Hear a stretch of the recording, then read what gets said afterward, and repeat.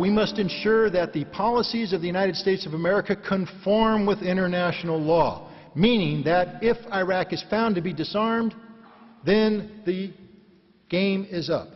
You know, it's a simple equation, quid pro quo. Iraq is disarmed, sanctions are lifted, Iraq comes back into the fold of the international community with Saddam Hussein still at the helm, which of course is the last thing the Bush administration wants with its policy of regime removal, which tells you the Bush administration is dead set against disarming Iraq through the means of weapons inspections. No, the Bush administration's vision of disarming Iraq is through military intervention, an invasion, which tells you that this is not about weapons of mass destruction. You see, if the United States wanted to get rid of weapons of mass destruction, we have weapons inspectors who can do that. So what is this about? What is this regime removal truly about? And I'll tell you right now, it's about imperial power, imperialism. And it's something that we as Americans better start thinking about very carefully.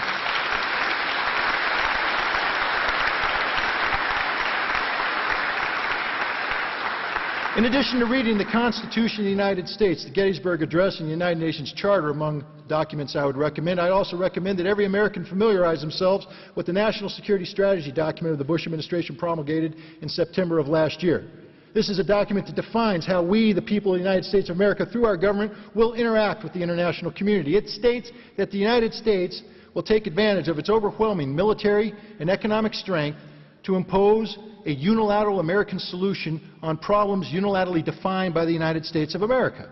It says that we will operate outside the boundary of international law, that we alone will determine what constitutes justification for intervention, that we will preemptively intervene when required to defend the United States of America.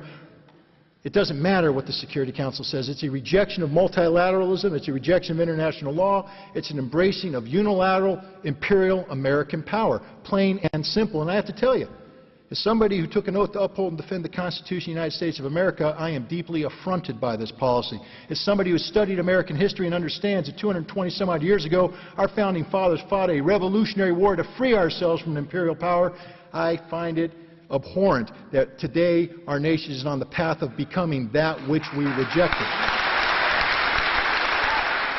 We will become instead an imperial power deserving of the enmity and hatred of the international community. We will become the largest lawbreaker the international community has seen. We will reject international law. We will be vilified. We will be opposed. It will mean the end of America. You know, what happens to all imperial powers? They die of indigestion.